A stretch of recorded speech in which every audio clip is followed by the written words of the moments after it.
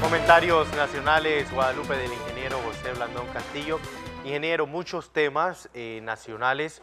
Uno de ellos es el veto parcial de la ley que daba ese aumento a los jubilados y pensionados del país.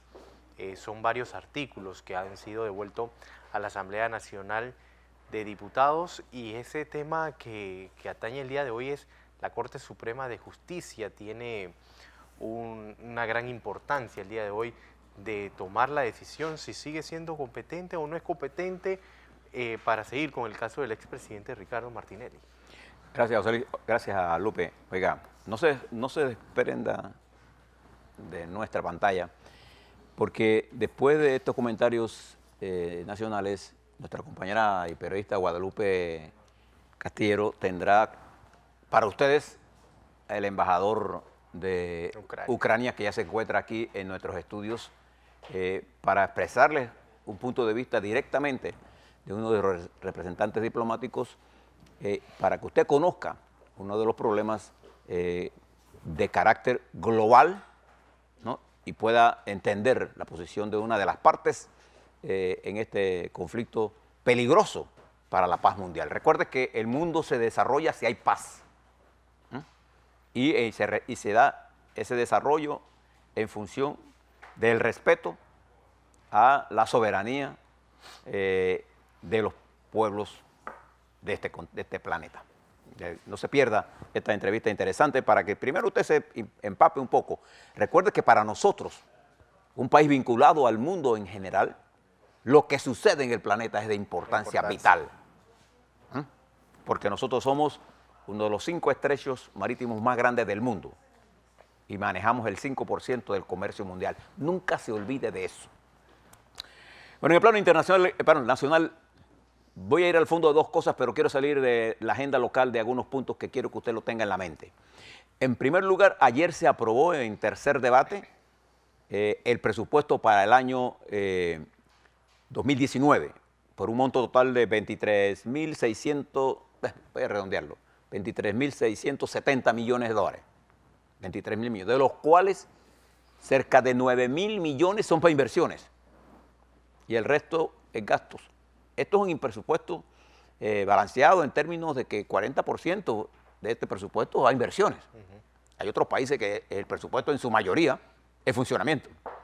Esto indica un nivel de aporte del Estado al desarrollo de la economía.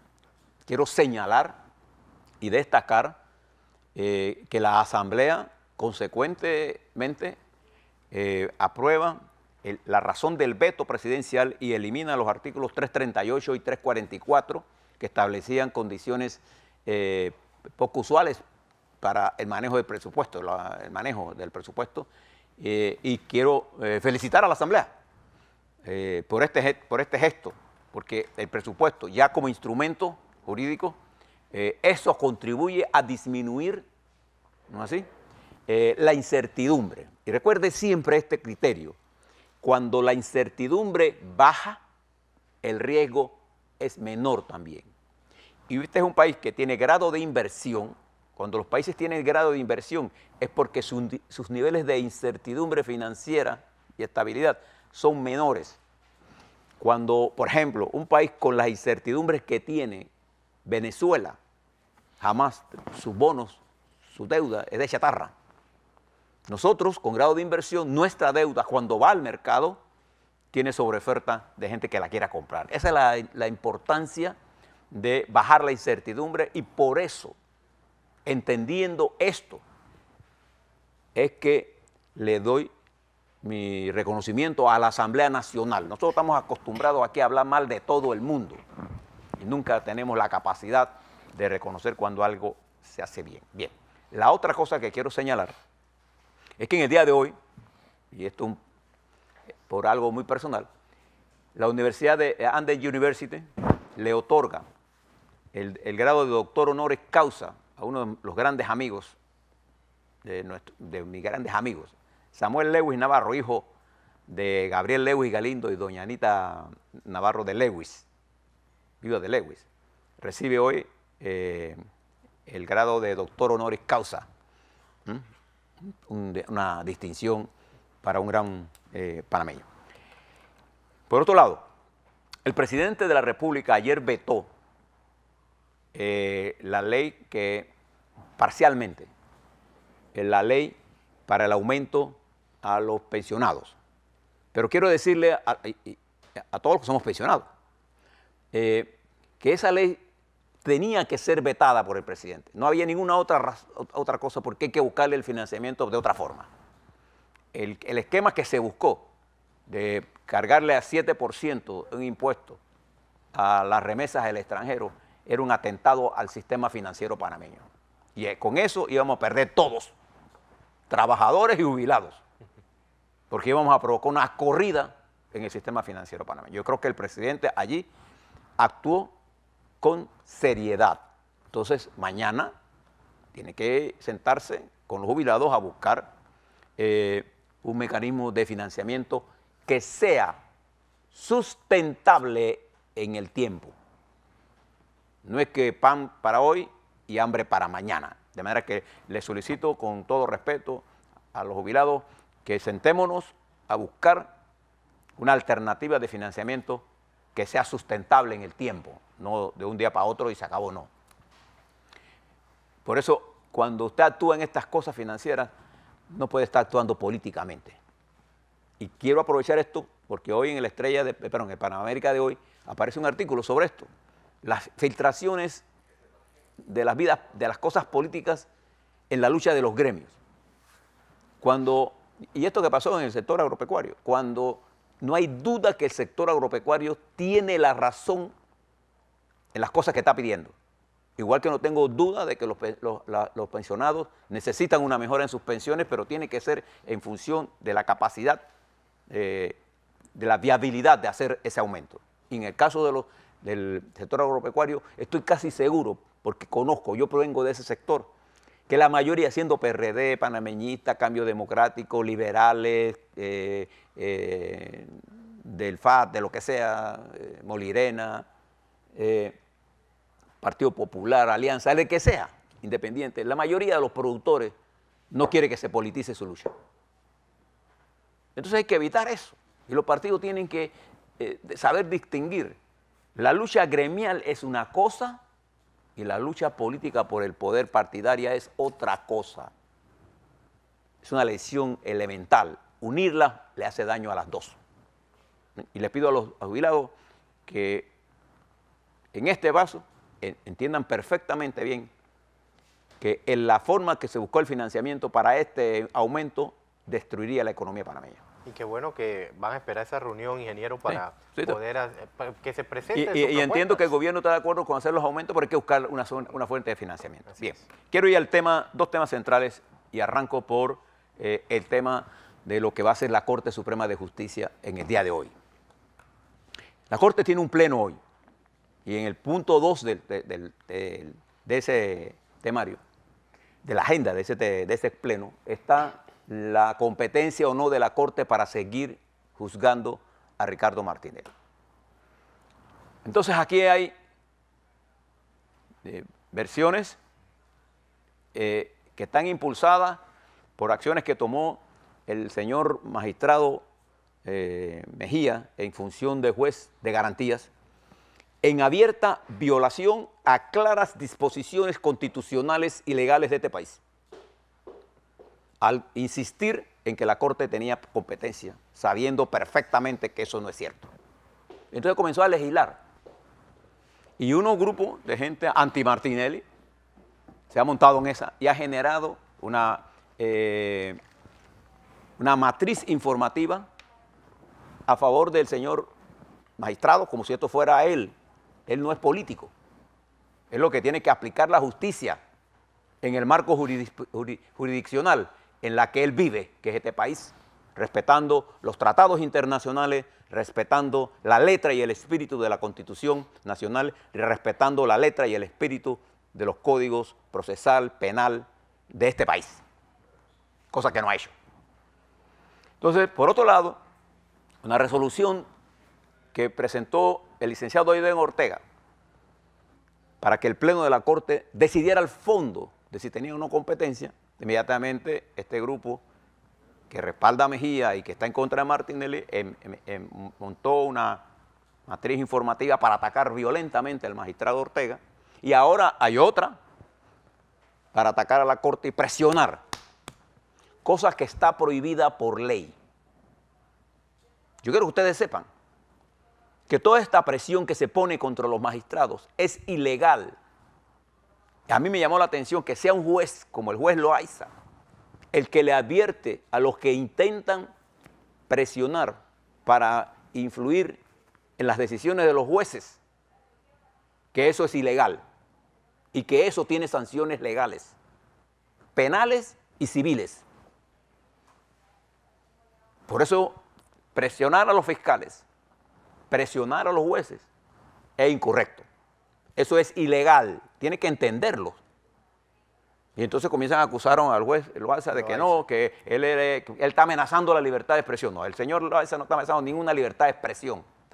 No hay ninguna libertad de expresión que tenga ningún periodista que le permita presionar, extorsionar o influir o tratar de influir sobre una decisión judicial. Se puede analizar la decisión judicial. En todo caso, en las decisiones judiciales hay instancias para proceder dentro de la ley establecida. Esa matriz institucional se enfrenta hoy a una realidad. Después de la intervención que hizo el doctor Mario Galindo, un hombre que goza de un gran prestigio en el país y que no es un hombre pro Martinelli, sino que ha estado siempre criticando al Martinelli, pero que es un hombre, uno de nuestros mejores intelectuales. Hombre, ya yo me imagino las presiones que don Mario Galindo habrá tenido ya, porque Mario Galindo con su experiencia, su sabiduría, su apego a la ley, a la Constitución, estableció con claridad lo que nosotros hemos venido diciendo aquí. No hay competencia para el caso de Ricardo Martinelli en la Corte, que coincide con el sólido planteamiento jurídico que hizo el licenciado Ortega al ir al fondo del tema. Bien. En la Corte hoy, la mayoría de los magistrados está a favor de esto. Lo que está en discusión probablemente, y digo probablemente, porque no lo sé, es qué hacer después que se decida que no tienen competencia. Entonces ahí viene todo un proceso. Porque nadie está diciendo que si la Corte pierde competencia, Ricardo Martinelli no va a seguir dentro de un proceso. Lo que nosotros estamos planteando es que él debe seguir dentro de un proceso en donde la ley lo señala y respetando en esa instancia los derechos constitucionales que él tiene y el debido proceso. Un hombre que ha estado detenido casi va para 2 años. 2 años. Y en el sistema nuestro nadie puede estar detenido 2 años sin que haya pasado por un proceso completo. Y entonces se han cometido toda una serie. A Martinelli está en un proceso sin haberlo imputado. Y el señor Mejía inventó toda una teoría sobre eso. No voy a hablar, no los voy a ahogar sobre eso. Eso ya lo sabemos. Ya sabemos la matriz de información. Hay un grupo de calle arriba y calle abajo. Como yo no estoy ni en calle arriba ni en calle abajo, yo estoy aquí porque creo que es importante para los panameños que nosotros respetemos la ley y la Constitución. Porque mañana, sobre pretexto de todos estos inventos de tratar de legislar desde la banca, el magistrado Mejía ha abierto la puerta para que otros intenten seguir en esa pérdida de la institucionalidad. Y yo le he planteado a todos aquí que uno de los principales obstáculos que tiene este país para continuar con su desarrollo es la pobre institucionalidad que se tiene. Por eso es necesario, importante e impostergable que en la próxima administración ustedes escojamos a alguien que esté comprometido con las reformas constitucionales a fondo, que defina cómo debemos coger los magistrados, cómo se debe coger la Asamblea Nacional, si debemos tener tantos legisladores o menos legisladores, cómo deben ser los legisladores nacionales, porque para que no estemos hablando pendejada por ahí de que hay que ser no, la corrupción no se va a combatir con el sistema actual que tenemos. Pero tampoco podemos pasar por el sistema ahora mismo. Y entonces hoy es un día fundamental. Ojalá la Corte entienda. Es que entre más rápido resuelva, que lo resuelva hoy. Porque todos allí saben, incluso los que votarían para mantener la competencia, saben perfectamente que no hay competencia. Y entonces ahora la matriz es que, bueno, ahora están los suplentes. Hombre, siempre los suplentes han estado siempre ahí. Y siempre han actuado. Hay multitud de fallos en donde 6, 7 suplentes operan. Pero como no les importa, ahora quieren hacer de eso un gran tema.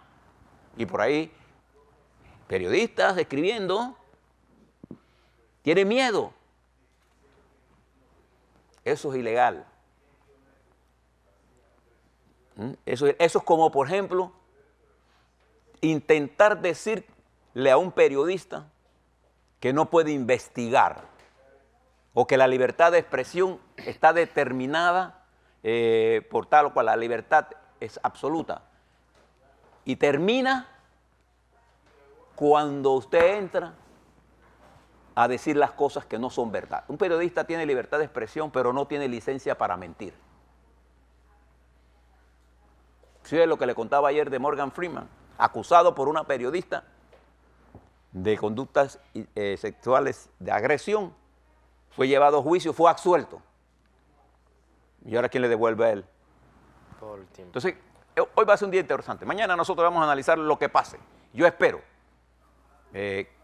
Porque para definir este problema de la competencia, si usted ve los medios hoy, se dan cuenta de que ellos saben que la competencia no existe. Entonces ahora lo que están tratando de influir, creando un exabrupto jurídico. Ah, no tengo competencia, pero todo lo que hizo la falta de competencia es legal. Vamos a actuar dentro de la ley. Vamos a esperarlo. Yo tengo lo que pase. Es más, el magistrado Mejía ni siquiera va a estar allí. ¿Sabe por qué? Va a actuar su suplente. Y el de Harry Díaz, ¿por qué van a actuar 2 suplentes allí? Porque los dos son partes del proceso y ellos, uno como fiscal y el otro como magistrado juez de la causa, son parte de la legalidad que tiene que definir el pleno de la Corte, porque el control de la legalidad de los actos del magistrado de garantías y del fiscal lo hace el pleno de la Corte y no pueden ser ellos parte porque ellos son los que toman las decisiones. Y fíjense que en este caso el fiscal Harry Díaz, con toda la razón jurídica, está pidiendo que la Corte se decida ya porque no tiene competencia. Lo dijo desde el principio, se lo dijo a Mejía. Dijo eso. Y Mejía se pasó por encima de él. Es como cuando un fiscal, en un caso cualquiera, decide que no hay caso, el fiscal le ordena que haga caso. Eso es lo mismo que hizo Mejía allí. ¿Por qué los medios no dicen esto? Pero bueno, ya llegamos, digamos, a los últimos 100 metros. Quiero solicitarle con todo respeto a la Corte Suprema de Justicia, hombre, que definan esto, hombre. Y permitan que el país retorne, porque tenemos que abrirle espacio para la campaña electoral. Bueno, no nos queda mucho tiempo, pero quisiera decir lo siguiente. Estos próximos días que vienen son los días, al 30 de diciembre, todos los partidos políticos habrán tenido que definir sus alianzas. Si no se definen antes del 30 de diciembre, no habrá alianzas. Podrá haber, después del 30 de diciembre, antes de la aprobación final, en enero, alguien puede desistir, sí, pero no aparecerá en la papeleta. Aparecerá en blanco. O sea, esta es la fecha en la que, por ejemplo, si usted es del Partido Alianza y yo soy del Partido Popular, y llegamos a un acuerdo, bueno, no voy a pagar porque ya llegó un acuerdo, Alianza y Molinera, por ejemplo, llegamos a un acuerdo, para yo aparecer en su papeleta como candidato a presidente, ese acuerdo se tiene que comunicar al tribunal antes del 30 de diciembre de este. Entonces, ¿qué es lo que va a pasar hasta el 30 de diciembre? Vamos a conocer cuáles son las alianzas que se hicieron, cuáles son los candidatos presidenciales que quedan en los diferentes partidos y cuáles son los 3 candidatos independientes, de acuerdo al fallo que dio la Corte, que van a conformar. En todo caso, estaríamos hablando entre 7 y 6 candidatos presidenciales. Cuando tengamos eso, entonces podemos hacer un análisis completo del proceso electoral.